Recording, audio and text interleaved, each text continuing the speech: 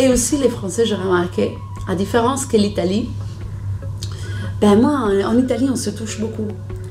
Vraiment, on se touche les épaules, les bras, et c'est pas mal perçu. Pendant qu'ici à Paris, je fais l'exemple de Paris parce que la France n'est pas Paris, on se donne la bise, on se fait la bise, parce que c'est assez intime, mais si on touche un bras, si on touche la main, oulala, pour certaines peut être mal interprété. Donc ici, heureusement, ils me connaissent, surtout mes collègues, donc ils ne se choquent plus.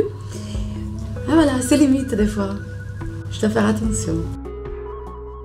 L'Italie et la France, comme on le dit souvent, sont des pays un peu cousins, mais des cousins qui se conduisent et qui voient les choses, notamment les petits détails, de façon plutôt différente. L'un des sujets d'incompréhension au niveau comportemental est justement la notion de proxémie, c'est-à-dire la distance, comment on s'approche les uns aux autres. Justement, comme vous le voyez, je reste, malgré ma trentaine d'années en France, je reste quand même très italienne et j'utilise beaucoup mes mains. Et en effet, quand on parle en italien, les mains servent à confirmer, à appuyer le discours. Donc, on a l'habitude de se toucher le coude, le poignet, l'épaule.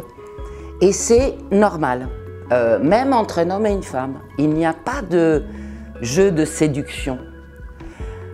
Par contre, il y a une chose qui est très commune en France et qui est très étonnante pour les Italiens, c'est la bise.